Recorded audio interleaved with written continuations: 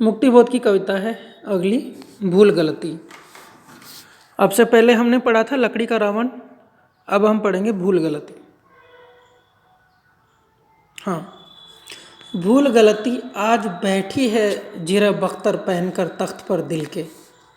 पहले हम अर्थ देख लेते हैं कि इस टाइटल का क्या अर्थ है, शीर्षक का क्या अर्थ है।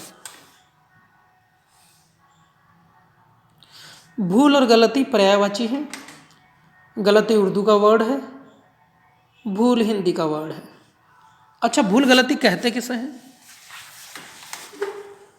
परिभाषा देखो, इसकी परिभाषा डिक्शनरी में मैंने देखी तो वहाँ इसकी परिभाषा, भूल गलती की परिभाषा में मुझे मिली, हमारी अज्ञानतावश भूतकाल में किया हुआ कोई कार्य जिसका खामियाजा हमें वर्तमान में उठाना पड़े। भूल गलती किसे कहते हैं? परिभाषा इसकी दे रखी है डिक्शनरी में, हमारी अज्ञानतावश पीछे भूतकाल में किया हुआ हमारा कोई कार्य जिसका खामियाजा हमें वर्तमान में खामियाजा भुगतना पड़े, जिसकी वजह से हमें वर्तमान में नुकसान उठाना पड़े, उसको बोलेंगे भूल गलती। भूल को ही उर्दू में, फारसी में बोलेंगे गलती। यह अज्ञानतावश होती है जिसका खामियाजा हमें बाद में उठाना पड़ता है। तो ये कौन सी भूल है, किसकी भूल है? ये भूल है गरीबों की, सर्वहारा वर्ग की। इसका खामियाजा कौन उठा रहे हैं? ये सामंती मानसिकता के लोग, ये पिछड़ी मानसिकता के लोग, ये सत्ता, ये सरकार जो आज हमारा शोषण कर रही है, जो सर्वहारा वर्ग का शोषण कर रही है, वो उसकी भूल गलतियों का खामियाजा उठा रही है। भूल गलती आज बैठी है जीरा बख्तर पहनकर तख्त पर दिल के, चमकते हैं खड़े हथियार उसके दूर तक, आंखें चलकती है नुकीली तेज पत्थर सी, खड़ी है सिर झुकाएं सब कतारें, बेजुबां बेबस सलाम में, अनगिनत खम्बों व मेहराब थामे दरबार आम में। इन्होंने यहाँ पे एक फैंटेसी का सहारा लिया है। इन्होंने एक दरबार को चुना है, एक दरबार का सीन लिया है, एक दरबार का वातावरण प्रस्तुत किया है फैंटेसी के सहारे, कल्पनाओं के सहारे। तो इन्होंने कल्पना की कि क्या कल्पना की कि कोई दरबार लगा है, कोई दरबार है। टीवी में देखा होगा, पिक्चरों में और सीरियल्स में देखा होगा आपने, दरबार किस तरह से लगते थे। राजा बैठा होता था, उसके अगल बगल में उसके मंत्री बैठे होते थे, इधर गार्ड खड़े रहते थे, आम लोगों को, जिसको दरबार आम बोलते थे, जहाँ पे राजा सुनवाई करता था लोगों के मुद्दों की। और एक दरबार खास होता था, वहाँ गंभीर विषयों पर मंत्रणा होती थी। तो ये दरबार आम है, यानी आम दरबार लगा हुआ है। और मध्यकालीन किसी सामंती शासक के दरबार जैसा ये दरबार है। और कविता प्रतीकों में चलती है। कवि का मकसद दरबार के बारे में बताना नहीं है, कवि का मकसद सामंती मानसिकता के खिलाफ संघर्ष कर रहे ईमानदार और सर्वहारा वर्ग की इच्छा, जिजीविषा और उसकी शक्ति के सामंती वर्ग से टकराव की कविता है।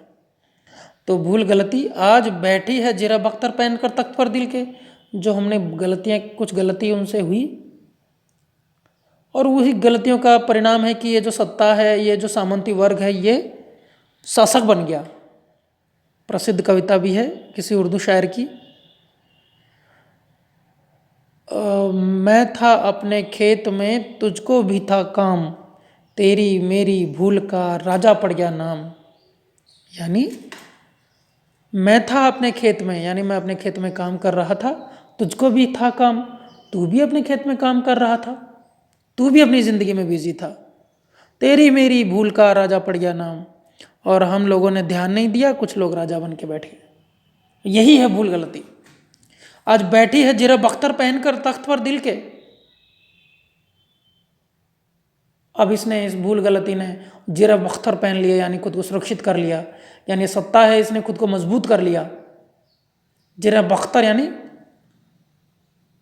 कवच, खुद को बचाने के जो होते हैं, लड़ाई के समय पहने जाते हैं, माथे पे टोप रख लेते हैं, कवच पहन लेते हैं जिससे बॉडी सुरक्षित रहे। तो भूल गलती पैठी है जीरा बख्तर पहनकर तख्त पर दिल के, चमकते हैं खड़े हथियार उसके दूर दूर तक। अब पूंजीवाद के सामंतवाद के हथियार दूर दूर तक चमक रहे हैं। सामंतीवाद का शोषण, दमन, उत्पीड़न, ये इसके हथियार हैं जो दूर दूर तक खड़े हैं। आंखें चलकती है नुकीले तेज पत्थर सी, इस सामंती वर्ग की, इस शोषण करने वाले शोषणकारी वर्ग की आंखें चमक रही है, तेज पत्थर जैसी आंखें हैं इसकी, पथराई पत्थर जैसी आंखें। खड़ी है सिर झुकाए सब कतारें, और इसके सामने सब बेबस हो गए हैं। सिर झुका करके सब खड़े हैं, जैसे दरबार में लोग खड़े रहते हैं ना सर झुका करके, वैसे सिर झुका करके सब लोग कतार में खड़े हैं, बेबस। क्या करें, बेबस हैं, लाचार हैं, कुछ कर नहीं सकते, बंधे हुए हैं सलाम में। इसको सलाम ठोक रहे हैं, इसकी गुलामी कर रहे हैं, इसने सबको गुलाम बना लिया। इस भूल गलती के कारण जो सत्ता है उसने सबको गुलाम बना लिया। जो सामंती वर्ग, पूंजीपति वर्ग है, उसने सबको गुलाम बना लिया, सबको बेबस कर दिया, सबको अपनी गिरफ्त में ले लिया है। अनगिनत खम्बों व मेहराबों थामे दरबार आम में, इस भूल गलती जो राजा बन गई है, राजा है समझो एक, इस राजा के दरबार में सब खड़े हैं। और ये दरबार आम कैसा है, जो खम्बों पे खड़ा है, जो मेहराबों पे खड़ा है। सारी उर्दू की और फारसी की शब्दावली है। मेहराब, दरबार आम, कतारें, ये जीरा बख्तर, तख्त, दिल, गलती, ये सारे के सारे उर्दू के वर्ड हैं। सलाम, देखो उर्दू के कितने वर्ड है इसमें, मैं टिक लगाता हूँ, देखना आप। दरबार आम उर्दू का वर्ड है, मेहराब उर्दू का वर्ड है, बेजुबान उर्दू का वर्ड है, चुप जो बोले नहीं उसको बेजुबान बोलते, बेबस, लाचार, जो कुछ कर नहीं सके, करना चाहता है लेकिन कर नहीं सकता, ये भी उर्दू का वर्ड है। सलाम फारसी का उर्दू का वर्ड है। कतारें, ये भी उर्दू का वर्ड है।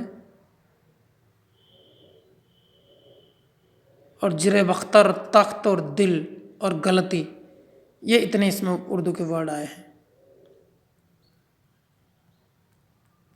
लगभग 10 शब्द उर्दू के हैं इसमें, उर्दू के, फारसी के। मूलतः ये फारसी के थे लेकिन उर्दू ने इनको अपना लिया, तो हम बोल सकते हैं कि उर्दू फारसी के वर्ड हैं, ये शब्द हैं ये। तो उर्दू और फारसी के कितने सारे शब्द आए हैं इसमें।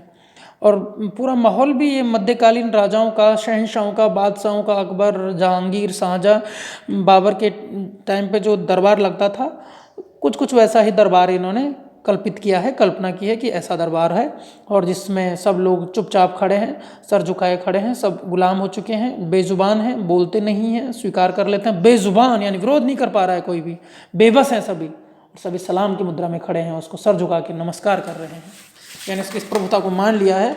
और ये हुआ कैसे, हमारी भूल गलती के कारण। हमने कुछ गलतियाँ की जिससे ये सत्ता इतनी मजबूत हो गई कि आज हमारे ऊपर खड़ी है। आगे का पैराग्राफ हम कल पढ़ेंगे। धन्यवाद।